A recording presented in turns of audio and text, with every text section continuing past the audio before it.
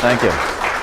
So here you are stuck in with me in a thoroughly depressing topic. I have to say, I'm surprised no one learned anything from having me speak at last night's dinner. I mean, they usually don't let me talk during a meal because it's not all that good for digestion, I'm afraid. But at least they stopped taking away people's belts and shoelaces and stuff before I begin. So I guess that's a little progress habit here. But I want to thank the Basquiat Society and Raul for having me out here. It's been a terrific couple of days, a lot of great meetings and what have you. We had a great meeting the other day with the Kansas Policy Institute, which I do recommend to you. Met a lot of Cato sponsors, people who support Cato and make what I do possible. So if there's any here in the room, I do want to thank you for that. As well, and if you're not a Cato sponsor, if you want to become one, then I can thank you as well.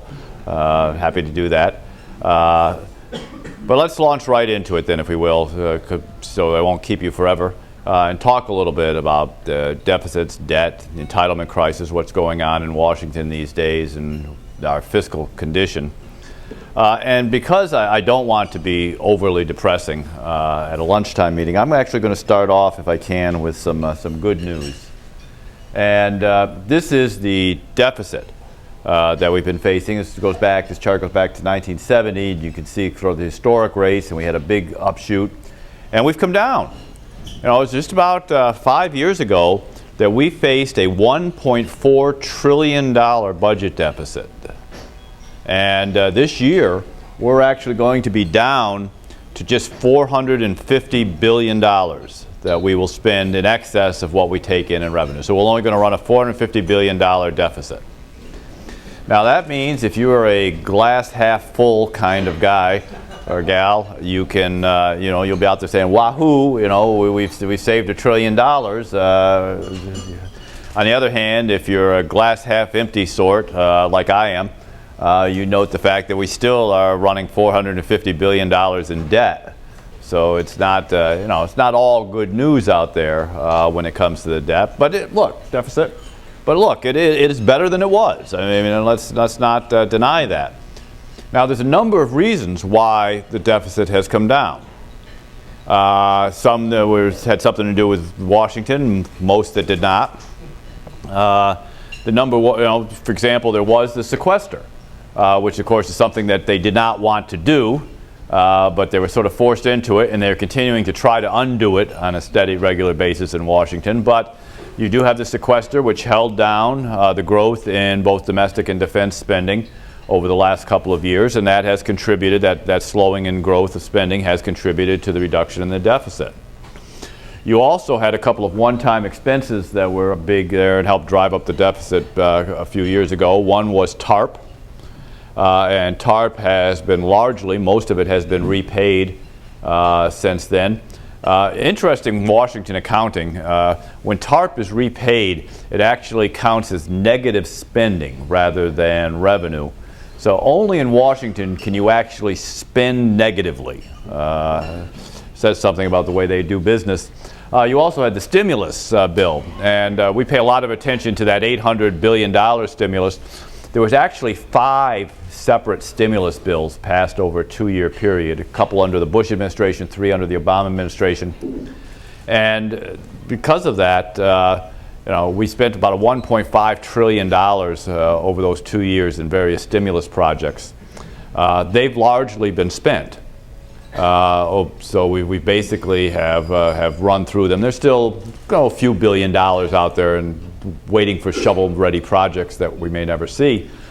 But most of it has been spent. It's kind of run its course, so we see that's gone.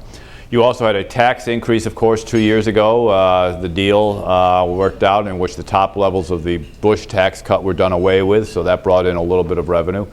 And then finally, we're at least theoretically out of a recession. It might be very slow growth, one of the slowest recoveries since World War II, but it still is better than being in a recession, and as that economies come back a little bit, that generates more revenue as well. You have a combination of a little more revenue, a little less spending, and you get a decline in the deficit. So let's give these guys some credit while they're there, busy patting themselves on the back for having done all this, but we can give them a little credit as we go. Now, some people want to give them more than a little bit of credit. If you read every other column by Paul Krugman, he will announce that the deficit problem is mostly solved. That's a quote from him, that there really is no deficit problem anymore because we've got it down. So we can go ahead and spend a lot more money as far as he's concerned. Another very influential columnist in Washington, at least, Matt Iglesias with Slate magazine, says, look, what's sovereign debt crisis? There's certainly not one in the United States. We don't have a debt problem anymore. We've sort of solved that. And then this is one of my favorites. When the Obama administration unveiled its budget for this year, speaking on background, an administration official said that this budget marked the end to the age of austerity that we've been going through. Now, you'll have to forgive me, I may have blinked, but I sort of missed that age of austerity. So if any of you found it over the last couple of years, if you could enlighten me on it later, I'd appreciate it, because I don't know what happened. You know, maybe I was in the bathroom or something. It was just somehow I just kind of missed it when we had all that austerity that went on. That said, this I think is illustrative of the problem we're facing. People think we fixed the deficit, we solved the debt problem. It's not an issue in Washington anymore. I mean, how often does someone nowadays stand up in Washington and argue about the problem we're facing with too much spending, too much debt, too high deficits? They've sort of, now we've all moved on to some other issue that we're going to worry about, or whatever Donald Trump said today. But that's sort of what we're paying attention to, and we're no longer paying attention to this. The problem is the solution, the progress we've just seen in reducing the deficit is very, very short-lived. It's a temporary phenomenon. This is a chart from the Congressional Budget Office showing what's going to happen to the deficit over the next 10 years. And as you can see, this is what's been going on. Then we had the big spike up to 1.4 trillion. We've come down to where we are right now at about 450 billion. But look what's going to happen. We have about 2 years of reduced deficits, and then the deficits start right back up again. And in 10 years, we are right back to $1 trillion deficits once again. So we'll be back into the era of trillion-dollar deficits within a decade, according to CBO. Now, if you want to look at it in sort of a longer term, the news is even worse. This is CBO projection of where deficits, not the national debt, but yearly deficits, will go in the future. And again, here we are. We had the 1.4 trillion, and we came down now to 450 billion, and look at what they project happening in the future. Now, you know, to some extent, this is just a projection. There's only can you really have deficits that are going to run, $5 trillion a year or $7 trillion a year as a budget deficit? I don't think you can have that, because the economy simply ceases to function somewhere along the lines there. But it certainly is not a trend line that looks very favorable. Now, deficits are sort of the measure of how profligate you are in any given year. This year, we're going to spend $450 billion more than we took in. 5 years ago, we spent $1.4 trillion more than we took in, and so on. So it's a yearly measure of how irresponsible you are. But a deficit isn't necessarily the worst thing in the world on a given year basis. You can run deficits, and sometimes you may even want to run deficits depending on what's going on in the economy or what else you're doing. You're fighting a war or so on. So running a deficit is not terrible. In many ways, you can think of it in your own household budget. There are months in which you might have an expenditure and you have to spend more money than you take in. You go to your credit card or whatever, you buy something on time because you simply need to run a little bit of deficit in your budget that particular year. And it's not going to kill you. But if you do it week after week, month after month, year after year, you've got a problem.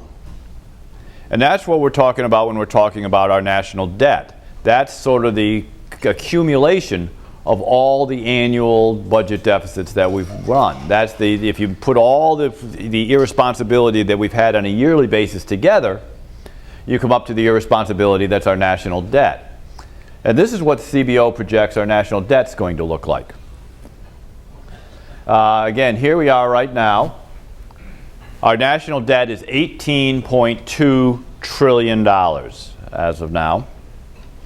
And you can see where it's going to go into the future. Within a decade, it's about 26 trillion. And it just continues to rise ever higher after that. And you can see by mid-century, we're already talking in the area of about 50 or 60 trillion dollars in national debt by mid-century. And again, it eventually hits heights that are just impossible to imagine. 200 billion, trillion dollars in debt. You can't, what kind of an economy do you have functioning at that point? But this is the trend line that we're currently on. It would suggest that maybe we haven't solved the problem. Just want to kind of put this in context a little bit. You hear a great deal about the European debt crisis, what's going on in Greece and everything these days. And so I decided let's look at our debt in sort of the international context here. And this compares us to some European countries where our debt is compared to theirs. And look, we could be worse. And you got Greece out here. Their debt's 180% of GDP. So they're in real trouble out here. And there's some other countries worse than us. Italy's worse than us, Ireland. But here we are. Our debt is 101% of GDP. That means we actually owe more than the value of everything this country produces over the course of a year. Think of it as if your credit card bills were higher than your entire pre-tax salary. Probably haven't solved the problem.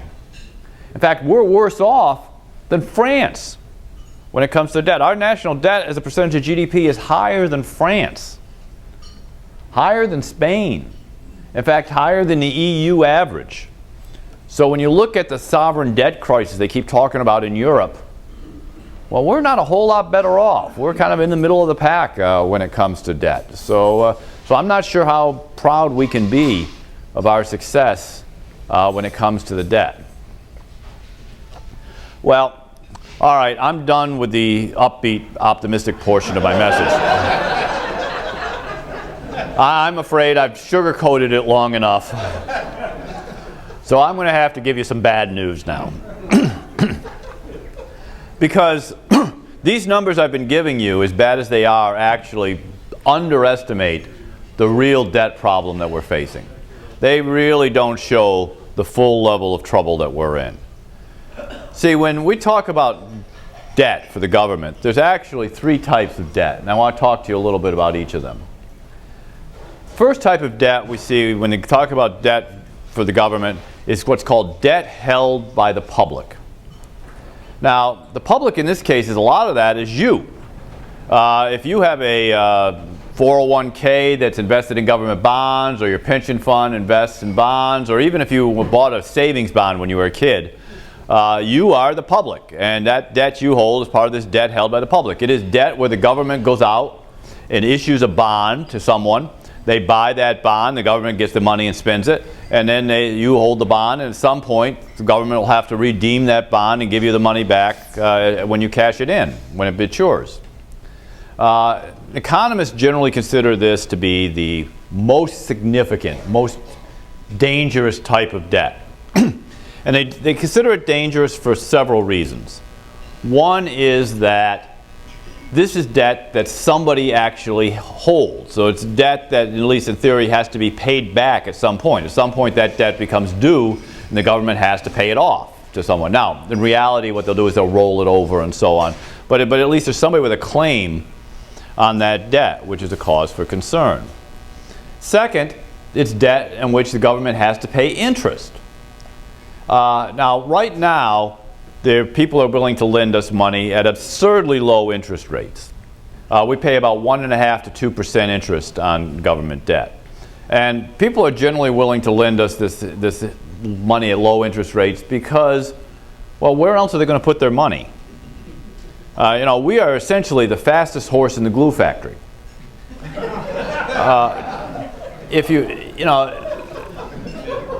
The euro doesn't look like a real safe bet right now. Nobody's interested in investing in the ruble. The renminbi isn't generating any great returns. So people out there looking for where they're going to put their money are going to buy U.S. bonds. And they're going to give that money to us, and they're going to do it. We don't have to lure them in with high interest rates. We can do it with pretty low interest rates.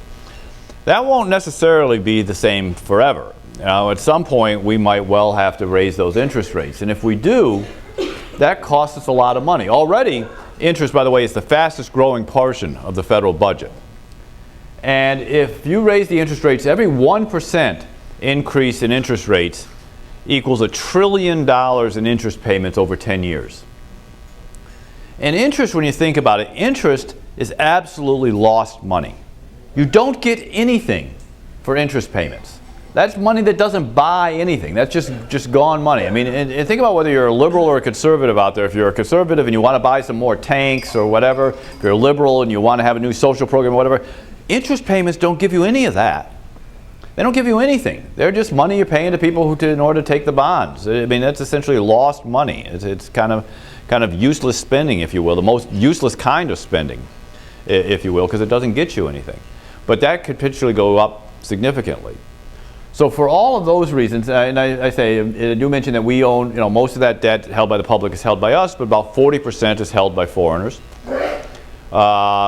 The two largest foreign countries that hold our debt, about 9% each by Japan and China, about our debt. So that has, there's concerns about that as well.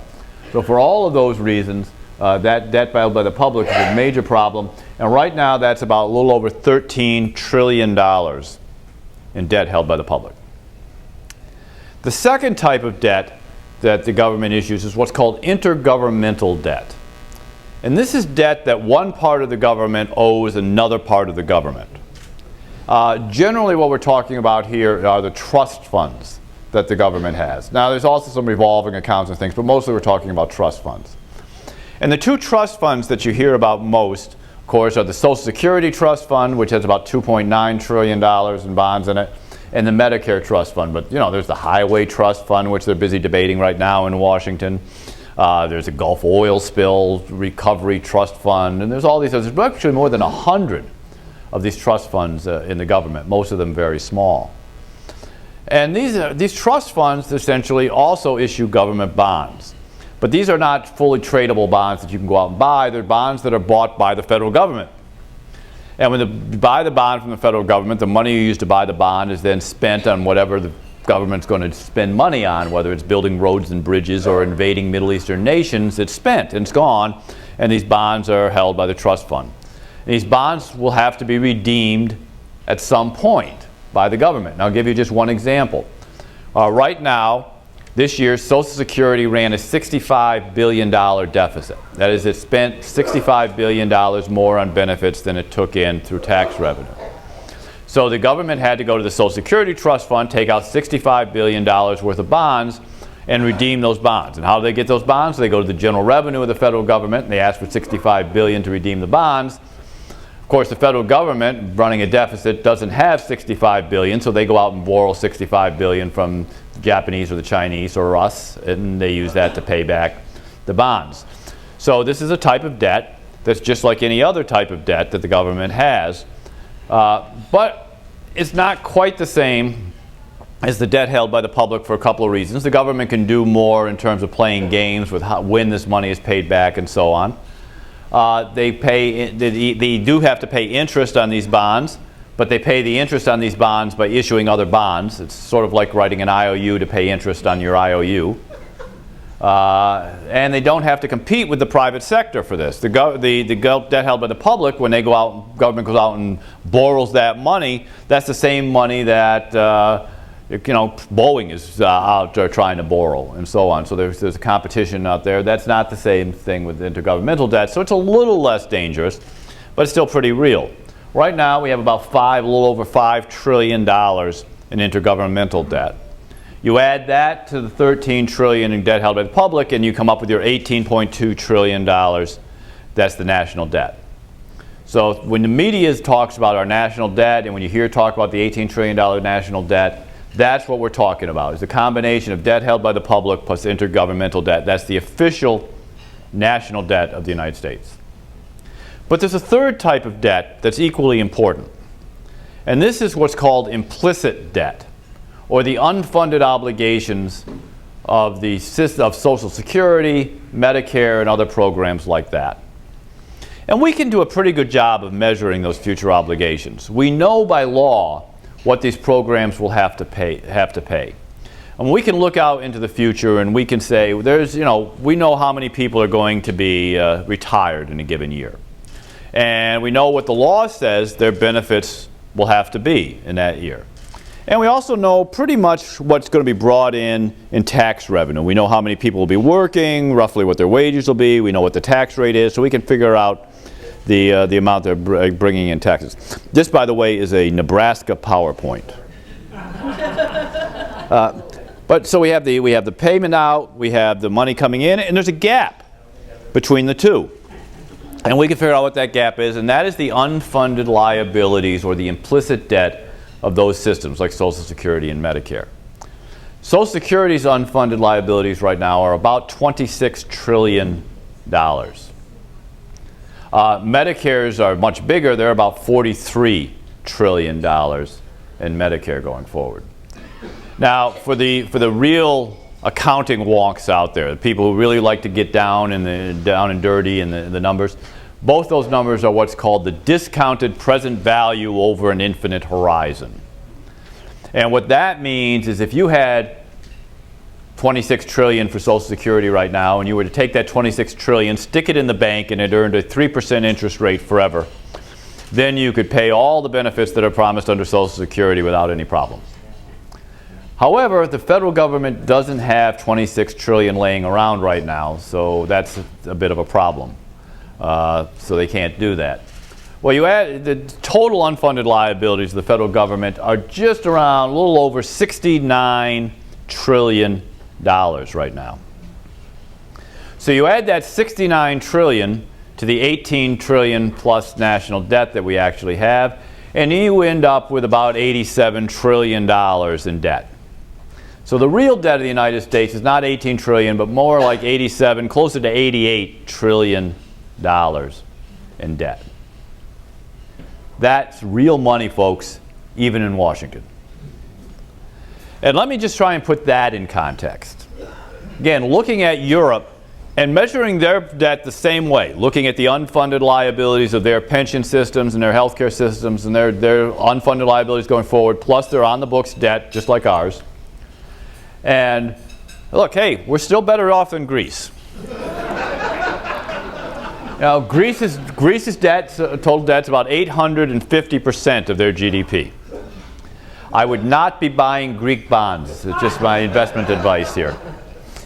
France shoots up. France, by the way, they were better off than us when it was on the books debt, but they have a huge liability in their pension system, so they're a little bit worse off than us. But hey, we're number 3 and trying hard. We are actually now worse off. If you look at total debt in this country, we are worse off than Ireland, worse off than Italy, worse than Spain. All these countries you read about in the news about how terrible their debt crisis is, our debt crisis is actually worse than them. Portugal, the Netherlands, we top them all. So when you really look at how much in debt we are, you recognize that we've got a real problem. Now, we can do things that they can't. We have a much bigger economy and things like that, so we're in better shape than they are. But still, that's not a good message that we're sending when we're looking at that kind of debt that's out there. So what do we do?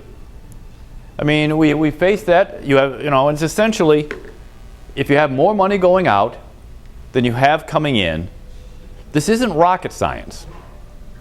You've only got a couple of choices. Choice number 1, reduce the amount you got going out. Choice number 2, increase the amount you have coming in. That's essentially the options you face. So let's look at the first one of those, increasing the amount you've got coming in.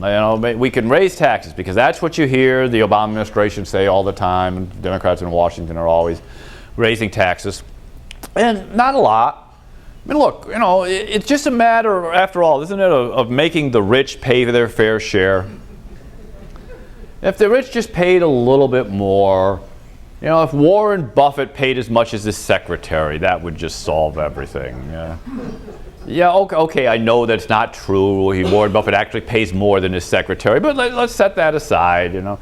If we did away with the tax break for corporate jets, which, of course, wouldn't have any impact here in Kansas, but, you know, but if we did that, maybe, if we, you know, maybe that would solve the problem. Well, look, I think they're thinking small.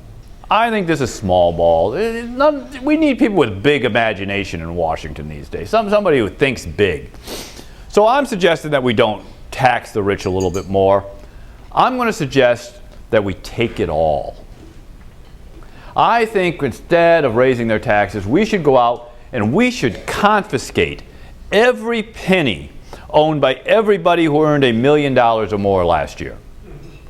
Now, okay, you could only do it once. But, you know, wouldn't that solve the problem? Not even close. Look, this blue box over here is what you would get if you did that. If you took every penny owned by everybody, not just the $1 million they earn, but everything they own. If they earned $1 million last year, you took every penny they have. You would get about $17.5 trillion. That wouldn't even pay the $18 trillion national debt. Wouldn't even come close to what we owe when you throw in the unfunded liabilities of the systems in Medicare and Medicaid that we face. You can't balance the budget by taxing the rich. There's just not the money there. Setting aside what it would do to the economy and all the rest, it's just math, as President Obama always likes to say. You can't get there from here. In fact, if you want to know what you'd actually have to do just to reduce the deficit, not to actually balance the budget. If you actually wanted to reduce our debt to its post-war 50-year average, which is around $6 billion next instead of the current 18. In order to get there, if we started this year, or actually next year, we started 2016, in order to get there, what you'd have to do is increase revenues by 14% a year. That means a $1,700 tax hike next year and every year thereafter for a middle-class, middle-income family in America. If you wait 5 years, because after all, what Congress will do is kick the can down the road a little bit more. So if you wait 5 years and you start in 2021, you'd have to have an 18% increase in revenues every year, or a $2,200 tax increase that year and every year thereafter on that middle class family. And if you wait all the way until 2026, then you need to have a 23% increase or a $2,850 increase on that middle class family that year and every year thereafter. These are all numbers supplied by the Congressional Budget Office. So you're not going to tax your way out of debt. Just can't get there from here. Well, okay, if you can't deal with the amount coming in, what about the amount going out? Let's cut spending. That would be an original idea. And I know I'm speaking to a group of Republicans, but if you talk to the Republicans in Washington, they will tell you that they want to cut spending. Unless it is any program that is popular. So, you know, we hear about the usual suspects when we're going to cut spending. Let's do away with foreign aid. Okay. We could kill Big Bird. That would be good. Or if we're going to, right now the cause du jour will defund Planned Parenthood. I mean, and okay, there's good reasons for doing all these things. I'm in favor of doing all of them. I mean, it's hard to find a cut that I'm not in favor of. But are you really going to balance the budget that way? I mean, this is where we really spend money in Washington. I hope everybody can see this. It's a little light on the screen here. But this is domestic discretionary spending. That's everything from the FBI to the FDA, the Department of Commerce, the Department of Education, all things I'm willing to get rid of. But it's a total of 16% of federal spending and declining as a share. President Obama's right. There's a share of federal spending. It's one of its lowest levels in a long, long time. Foreign aid is 1% of federal spending. Big Bird and Planned Parenthood combined are 1/1000th% of federal spending. You're not going to balance the budget by cutting the usual suspects. Defense spending is another 16% of federal spending. Now, we can argue about whether or not we should cut spending or increase spending on defense. There's a big debate going on in the Republican Party, I know, on that. But it's not all that much. Combined, domestic discretionary and defense spending are 32%, less than a third of federal spending. So where are the bucks? As Willie Sutton reportedly said, where's the money? Well, Social Security, 24% of federal spending. Medicare, 17% of federal spending. Medicaid, 9% of federal spending. Those three programs alone are half of all federal spending. And if you look at, there's still 6% is interest payments on the debt, which you can't touch. Then of the stuff you can deal with, those three programs, those three entitlement programs, Medicare, Medicaid, and Social Security, are more than half of what the federal government spends money on. Now let me just take a little segue here on the side here because of the term entitlement. I often get a lot of objection from people when I talk about these programs as entitlement programs. People say, look, I paid into Social Security and Medicare. It's not an entitlement. Entitlement is simply an accounting or a legal term in Washington that means a program that is not subject to annual appropriation. It's automatic spending. It is not a program that Congress votes on every year. Congress doesn't hold a vote this year on how much to spend on Social Security. Basically, if you're eligible for Social Security, you're entitled, you get the benefits, you're entitled to those benefits. Congress has to spend whatever it takes to pay the benefits for the people who are legally eligible for them. There's no vote on how much that's going to be. So a program like Social Security or Medicare or Medicaid is an entitlement program. Farm price supports are an entitlement program. Traditional welfare is actually not an entitlement because there's actually an appropriation for TANF every year. So when people think about entitlement, don't think about it in the terms that it means the same thing as welfare. It simply means an automatic spending program. So those three entitlement programs or automatic spending programs are more than half of federal spending. There is simply no way to balance the budget or bring down the debt unless you are willing to address those three programs. And it's only going to get worse, by the way. This is the projection of where that spending is going to go in the future. This big blue box, which is rising rapidly, is Medicare, Medicaid, and Social Security plus interest payments on the debt. And you can see that in about a decade, they're going to be about 70%, about two-thirds, about 66% of federal spending. And by mid-century, by the middle of this century, they'll be 70% or more of federal spending. They begin to squeeze out everything else the federal government does. It's just those three programs, plus interest on the debt. And in fact, another way to look at it is traditionally, or historically, I should say, the federal government takes in between 18 and 19% of GDP in terms of taxes. And that's pretty steady, and it pretty much doesn't matter what you do with taxes. You can raise taxes or whatever, and for various reasons, it still stays at about 18 and 19%. Well, if that's the case, and going forward we're about 18, 19% for taxes, then somewhere in the next 15 years or so, maybe 20 if we're lucky, those three programs, Social Security, Medicare, and Medicaid, plus interest on the debt, will consume every single penny that is taken in taxes by the federal government. That leaves no money for anything else. Doesn't matter what you want to spend money on or whether you want to give tax cuts or whatever it is, there's no money. All we are at that point is a government that mails checks to senior citizens. And I say that, I just want to mention on Medicaid there, because Social Security, Medicare, we know those are programs largely for seniors. Medicaid we think of as a program for the poor. And it's true, about two-thirds of the people on Medicaid are low-income poor people. But about 2/3 of the money that Medicaid spends is actually for elderly people in nursing homes. So that is yet another program, essentially, that exists for senior citizens. So essentially, we become a government that takes care of seniors and neglects everything else that we do.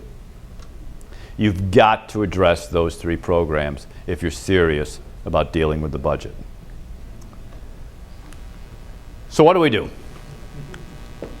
Frankly, there isn't an easy answer. If anybody's expecting me to now come up with the silver bullet, the magic answer that's going to be a painless solution to this problem, well, that's why I'm so depressing. Because I don't have one. Anything we do is going to be painful for somebody. You know, every program in Washington, there's a constituency out there for that program that benefits from it. Every cut you make, someone out there is a loser from that cut, which is why cuts are so hard to do. 94% of people who testify before Congress are testifying in favor of increased spending. There's a reason for that, because someone out there is benefiting from whatever that spending is. The old concentrated benefits and diffuse contributions. It costs us a couple of bucks more in taxes. Someone gets $1 million in benefits. They testify, we're not going to fly to Washington and do anything about it. So there's no painless way, which is why Congress isn't doing anything about it. But doing nothing's not an option. You saw where the trend lines lead. You saw where we go if we don't fix it. And it just gets worse. Every year that passes increases the cost of whatever it is we do about it by hundreds of billions of dollars. That means bigger cuts, more taxes, whatever it's going to be. It gets worse if we don't do something now. And if we don't do something at all, we sort of know what's down the road. Now, you know, people, I'll mention Greece, and people say, look, you know, the United States is nothing like Greece. And there are differences. Look, as I mentioned earlier, we're a much bigger economy. That means we can carry a heavier debt load for a lot longer than the Greeks could. And we owe most of it to ourselves, about 60% of the debt we owe to ourselves, whereas the Greeks are basically in hoc to the EU, to the European Central Bank, to a bunch of other German banks, and to the IMF and so on, who have people who can sort of impose things on them. We don't. And most importantly, we control our own currency. The Greeks don't. The Greeks have to do, you know, they're in the euro, and basically the Germans and the French are going to dictate what happens. We can always devalue our currency. I mean, we can inflate our way out of debt, or at least in theory we could. You know, we become Zimbabwe and we start pushing around wheelbarrows full of money, but you know, at least that's theoretically always on the table. It's not there in Greece. So we're a little bit different. But if you look at the underlying issue and the underlying trend lines, are we really all that different? Take a look at these two lines here. The blue line is Greece from 1990 to today. That's their increase in spending as a percentage of GDP year by year. The red line is the Congressional Budget Office projection for us between 2016 and 2040. See any similarities? We're on a Greek-like trajectory. So are we really sure that things are going to be all that different from Greece? Now let me close with a sort of optimistic note. That which cannot continue forever eventually stops. Or, as Maggie Thatcher once said, welfare states eventually run out of other people's money. We are running out of other people's money. The trajectory we're on cannot continue forever. It will stop. The question we're facing isn't whether it will go on forever. It is how will it stop. Do we begin to make reforms over the next couple of years while we have that window, while deficits are down and before things take off? Will we make reforms that enable us to come in on a nice, soft glide path to a softer landing? Or are we going to just stay up there until we fall off the cliff and we land with a nice big splat? That's the debate we should be having right now in this country. And we're not. That's why I wrote the book, basically, was to try to remind people of this. You know, a couple of years ago, the Tea Party was at its height. And the Tea Party, if you remember, was actually started about debt. That was the big issue that was driving it. And it changed the conversation in Washington. And I've been in Washington a long time. I've been with the Cato Institute for 23 years. The conversation in Washington changed because of what the Tea Party did, bringing debt to the forefront. People in Congress actually talked about cutting the deficit, cutting the debt. But now the Tea Party's drifted off to other issues. They're not focused on that anymore. They're worried about other things. They're talking about other things. And Washington is talking about other things. And the media is focused on other things, you know, whatever Donald Trump says today or whatever the issue of the day is. We need to rebuild that energy and that movement. We need to make Washington think about the debt again. We need to change that conversation again. And if we do that, while we have the next few years to act, then I believe that soft landing is really possible. And if we don't, if we go off and do other things, if we don't pay attention, then I think there's a very different future ahead. Thank you very much for putting up with me. Appreciate it.